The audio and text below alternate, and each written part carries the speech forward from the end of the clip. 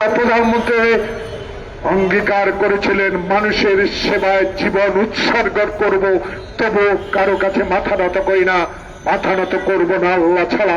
তার এই প্রমাণ একসাথে বলে 10টি বছর রাস্তায় আন্দোলন করে, স্বৈরাচার বিরোধী আন্দোলন করে গণতন্ত্র পুনরুদ্ধার করেছেন। আজকে তারই সন্তান তারেক রহমানের একই কথা, আমরা নির্বাচনে যাব। তারা বিগত 16 বছর শেখ হাসিনার অত্যাচারে জর্জরিত, যারা বিগত 16 বছরে গণতন্ত্রের কথা মুখে আনতে পারে নাই, যারা বিগত 16 বছরে সত্যিকার অর্থে গণতন্ত্রের কথা বলার সাথে সাথে গ্রেপ্তার করেছে, গুম করেছে, আয়না করে নিয়ে মাসের পর মাস আটকে রেখে নির্যাতন করেছে, তাদের প্রতি সম্মান করে আমরা ডক্টর মোহাম্মদ ইউনূসকে সমর্থন দিয়েছি। আপনি এমন একটি নির্বাচন উপহার দেন, যেই নির্বাচনে শেখ হাসিনা মোদির আঁচল তলে বসে স্বীকার করে এই বাংলাদেশ, এই ডক্টর ইউনূস।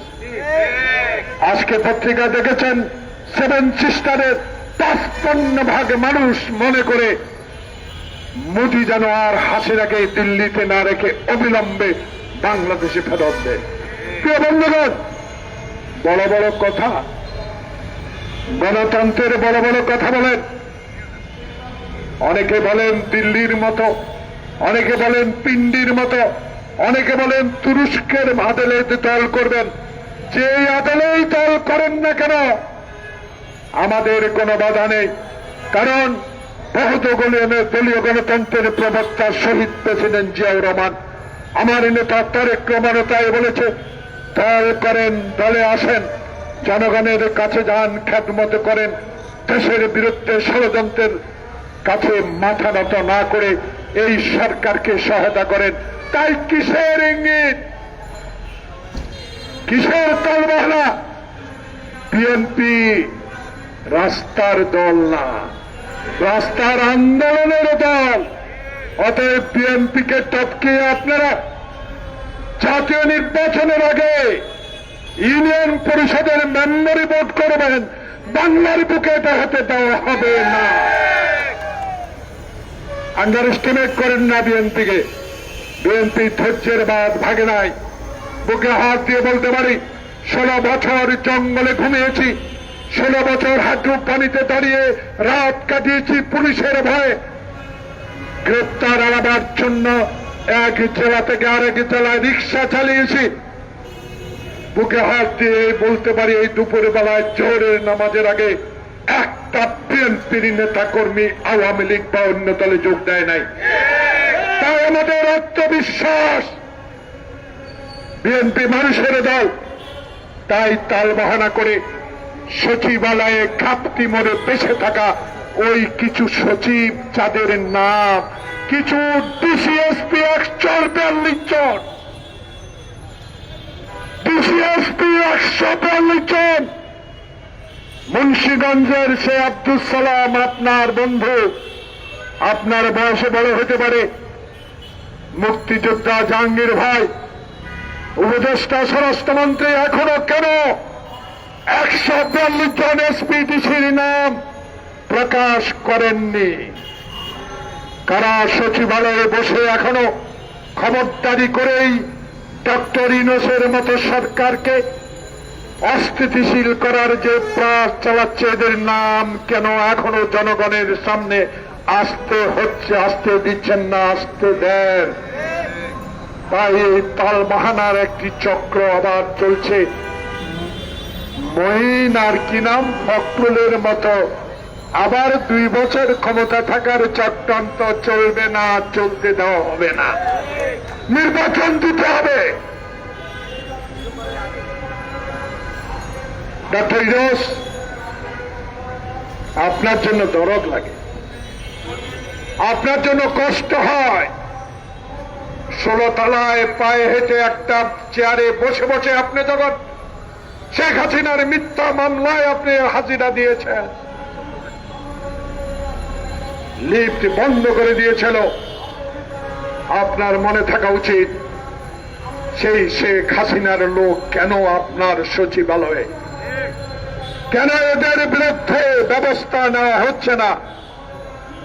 আজকে তাই আমাদের সমর্থন তো আছে, আমাদের সমর্থন অব্যাহত থাকবে, কিন্তু ন্যায্য কথা বললেই বলবেন ক্ষমতায় যাওয়ার জন্য আমরা খুব তাড়াহুড়া করছি।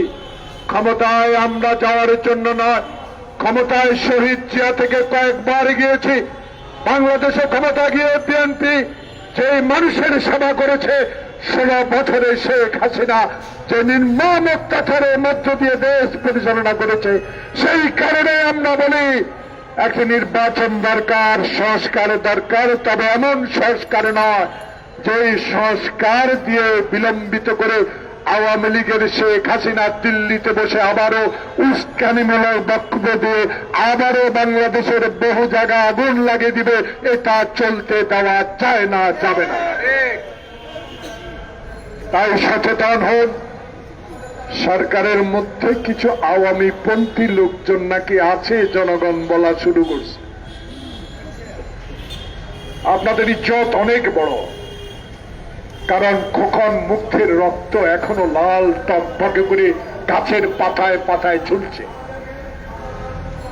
ছাত্র সম্মান বলনে হাজার হাজার হত মা বোন, ভাই বোন, ছোট্ট বাচ্চারা আত্মচিৎকার দিয়ে বলছে, ডক্টর ইউনূস অনতি বিলম্বে জনপ্রতিনিধির হাতে ক্ষমতা হস্তান্তর করুন। কদিন 6 মাস চলে গেল, এখনো ম্যাপ আছে, রাস্তা নাই, কোন রাস্তায় কেন্দ্রে যাব।